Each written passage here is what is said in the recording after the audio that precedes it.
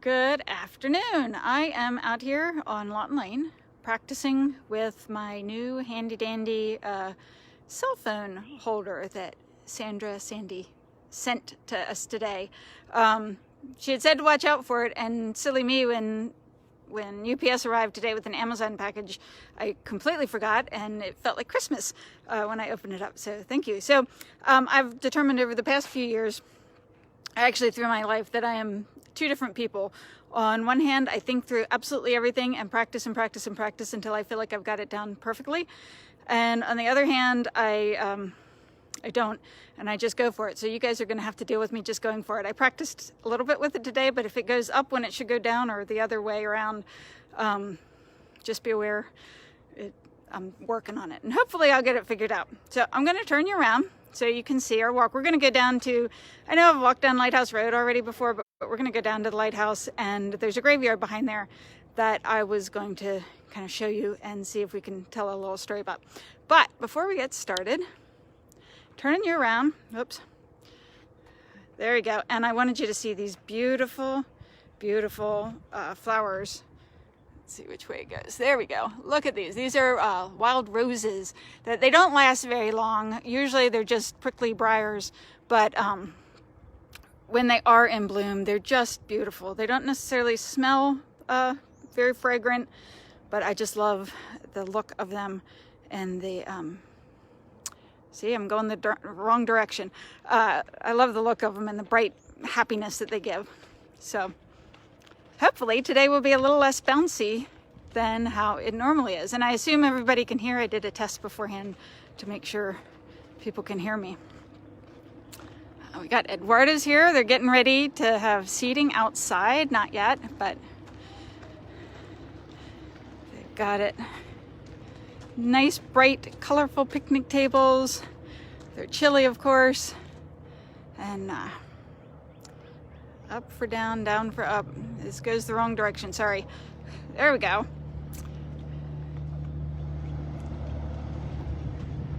I thought I'd make you guys less seasick, but it might be more while I'm learning how to operate this thing.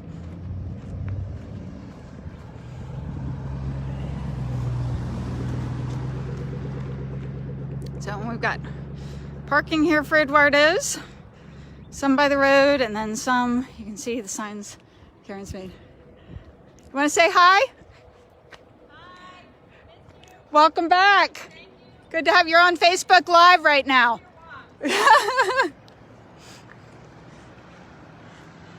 Those are the folks that let us stay at their house. So that was nice to see them back in town.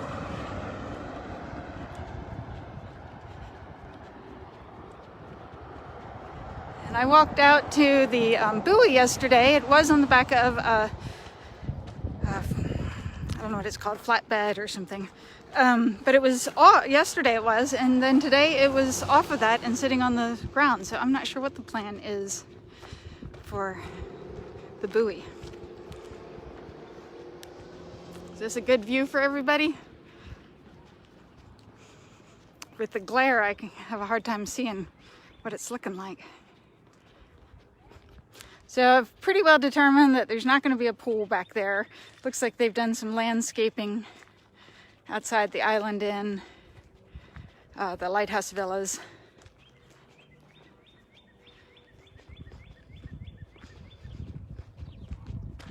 We're going to have our chicken pot pie tonight that we got from Daphne's yesterday. And then she had run out of bread when I got there yesterday at that back porch pantry, so she had 2 fresh loaves for me today that I went and buy and picked up, so I was very happy about that. I'm gonna have that to go with it tonight. See, I hear a cardinal chirping away.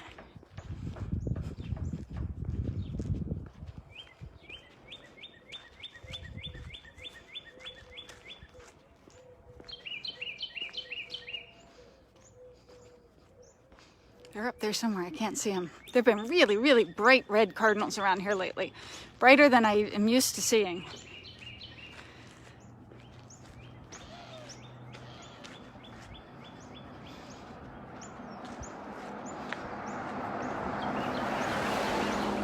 And down here Ferris does his duck hunting and his fishing drumstick.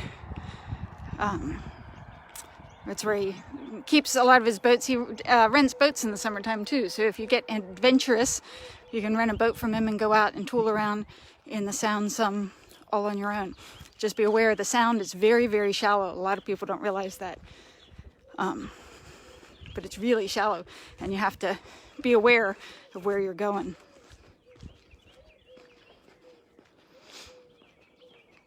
And this, La Vie en Rose, that is the house that my parents built in the 1970s. My mom sold it about 10 years ago or so. Really nice family, and they've kept it up. But that's kind of, I'm not going to even try to turn it, but that was where I spent most of my childhood. So I went from a creeker where my grandfather lived down Round Creek to a pointer down point from the time I was 5 on.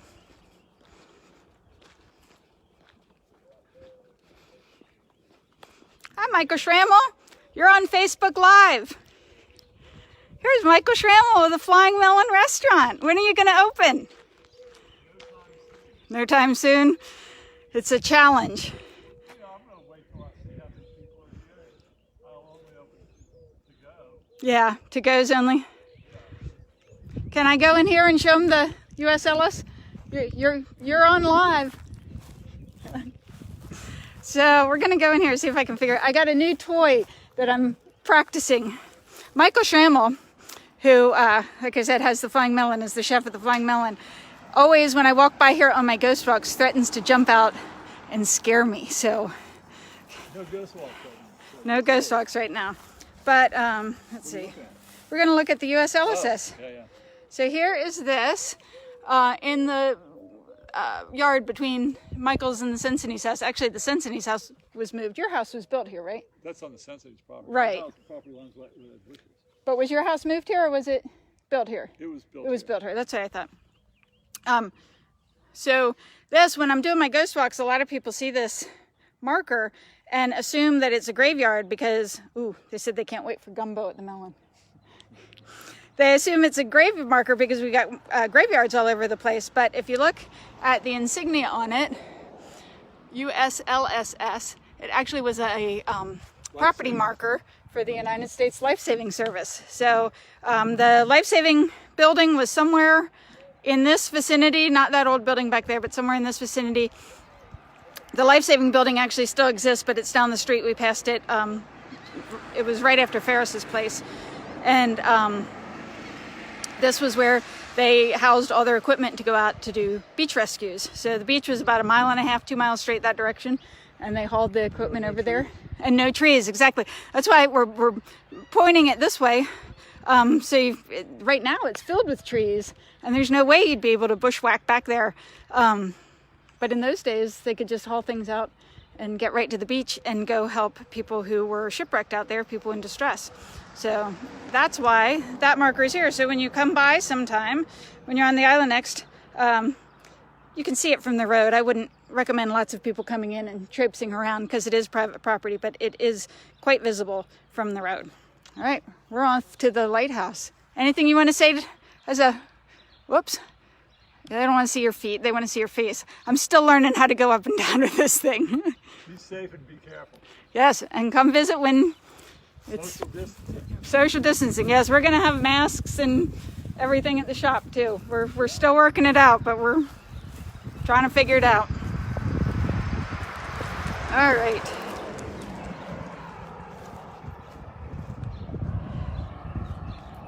So another little story about the lifesavers, one that I also tell people on my ghost walk, is that the lifesavers went out to rescue people in really not good weather for the most part. It was, windy, rainy, nasty, oftentimes hurricane type blows, nor'easters. Usually actually October, November, December, January were some of the busiest months for it. And it was a long hike to get out to the beach. And there's one story where there was a shipwreck. It's probably about 8 or 10 miles down the beach total. And real high tide, soft sand, heavy winds, and the lifesavers gathered up their equipment. The life cart was about 2,000 pounds that they had to haul out with a horse through soft sand, through high water.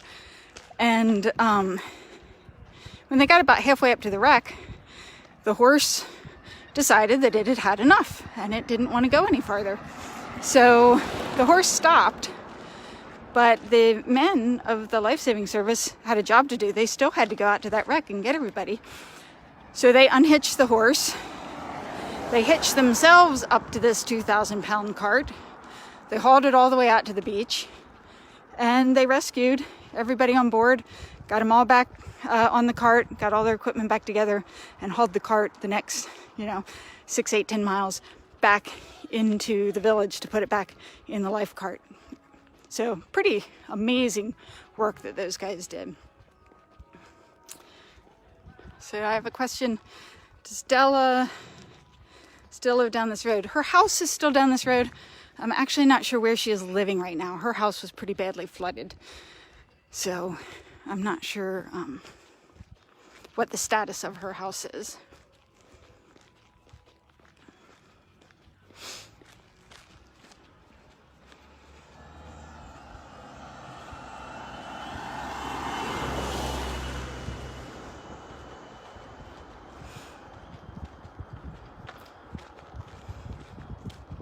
Still work being done here and there.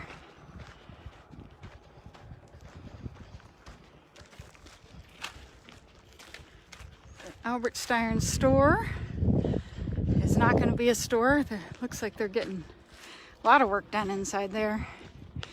And then I don't know, some of you have stayed at Eleanor Janes. That's a new house just built about a year or so ago.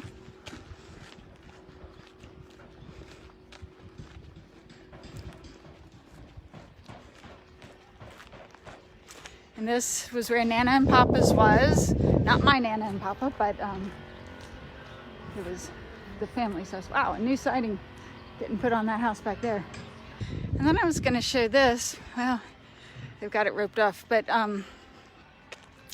you can see where that oleander bush is in the back, just about to bud out just past the fence. There are actually 2 grave markers there. You can kind of see a red mark there, but they were wooden markers. And those got rotted out and fell down, but there are people buried there, and the folks who own the property know who it is. And eventually there'll probably be markers that go back up.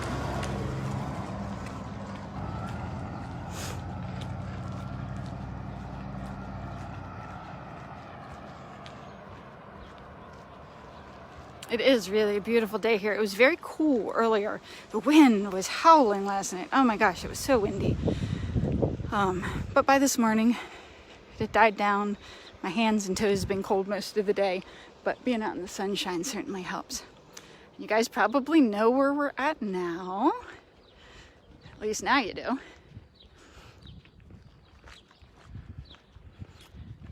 We're gonna walk all the way up to it. I know the keeper's quarters got a lot of damage to it, and I don't know what the system is going to be for for the repairs on that. I think it's going to be a while till they can really get focused on the repairs.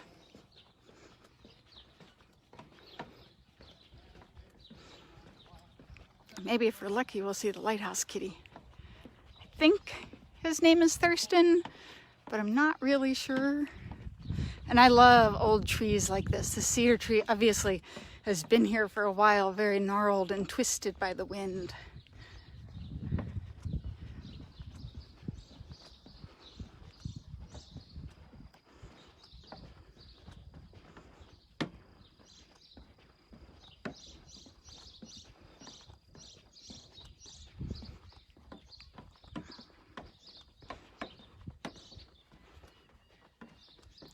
The lighthouse is brick. It's about a 5-foot thick wall down at the base. It gets thinner as it goes up to the top.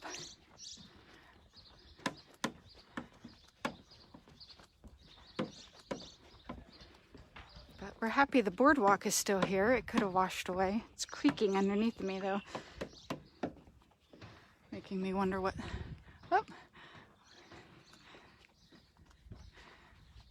So there is the lighthouse. Can't climb it. It has a spiral staircase going up the center of it. Sometimes in the summertime the park will have it open. And Deb wants you to kiss the lighthouse for her. I've got a request. No. Tell her no, I'm not going to do that. Do love the lighthouse. I'm not going to run up and kiss it for you though. Yeah, sometimes they'll let you walk in and you can see. Originally there were wooden steps going up it and they were attached into the wall. And if you saw inside, those of you who've been inside, there's concrete filling in the holes in the brick now. And it was either the 40s or 50s when that wood started rotting away. And they took the wood steps down before anybody fell down, and they put a metal staircase up. And the metal staircase is really not up to code. It's got very wide railings and steps. You can see straight through the steps. There's no risers on them. And it's a challenge to get to the very top. I know a few people have been up to the very top, and I actually had a chance one time. But I am terrified of heights. And I got 13 steps up, and it didn't matter if it was a once-in-a-lifetime chance. That was not going to happen. So, oh well. But, oh, we got to turn around so you can get to the graveyard. Did y'all know there was a graveyard back here? Not everybody does. Don't see. Oh, there's a, before we go to the graveyard, you got to come see the kitty. Come here, pussycat. I think he's been starved for company. Come here. He's in the shadow. Can you guys see him? I think his name is...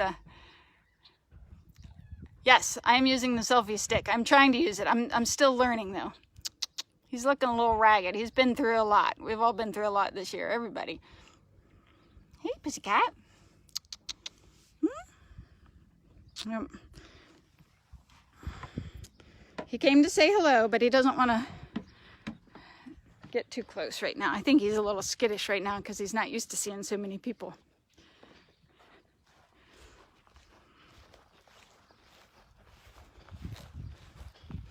So I'm not sure how mushy the ground is here.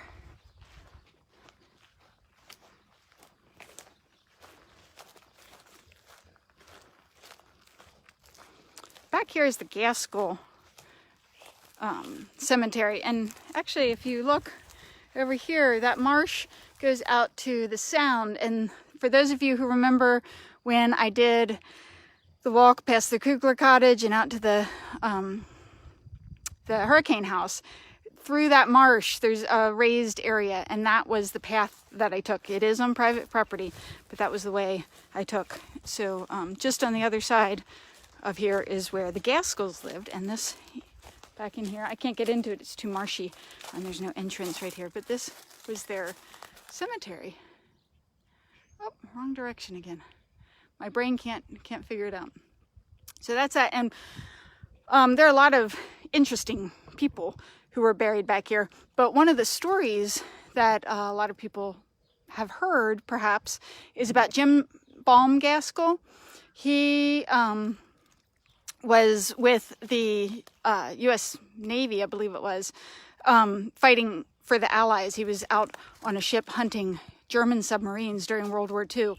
And the story I've heard goes that he was on the ship, it was going past Ocracoke, and the captain of that vessel asked him if he wanted to stay up just a little bit longer, stay up on watch a little bit longer, and watch as they went by Ocracoke, his hometown.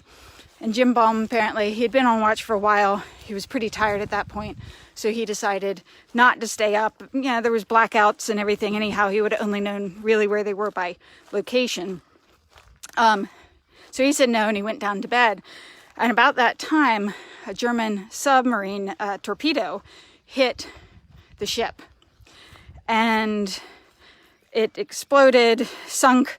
A number of the men were rescued. Those who were on the upper decks were rescued. Everybody who was down below in the berths did die from that attack. And the islanders heard the explosion. They saw the smoke and the flames, but they weren't sure which ship it was. And a few days later, Jim Baum's cousin was walking on the beach and found debris that he kind of picked up to see if it gave any indications of if it was part of the ship that had gone down. And when he turned a piece of wood over, it had Jim Baum Gaskell's mate's license on there. And so as soon as he saw that, he realized that it probably was the Carib Sea that his cousin was on. But they still didn't get official word. And then a day or so later, his parents had a motel, the Pamlico Inn, down on the end of Lighthouse Road. And they had a long dock out into the Sound, and a board kept knocking up against the dock. And the owner threw it back in the water, got rid of it. It came, knocked up against the dock again. Finally, he pulled the board out so it wouldn't damage his dock, and it was actually the nameplate of the Carib Sea, which his son had been on. So as soon as they saw that, they knew without a doubt that the Carib Sea had been hit and gone down, and were quite certain that their son had perished in that attack. And in fact, they were correct. They got notification later on that that's exactly what had happened. So we're going to turn it around so you can get one last view of the lighthouse. My brain just can't figure out up and down. Right and left's giving me troubles too, but there you go. So I'm going to end it there. I know I still have to do Springer's Point. At some point, we'll go down to Springer's Point. I just haven't gotten it. I need to practice with this thing a little bit more before I go ducking through the bushes out there at Springer's Point. So thank you guys for joining me again, and thank you again, Sandra, for the selfie stick. I forget exactly what it's called, and I will have fun playing around with it. And again, if you guys have any questions or want to see anything specific, I can't promise that I'll honor it, but I will certainly try. I'll do the best that I can. So thank you guys. Have a lovely, lovely afternoon.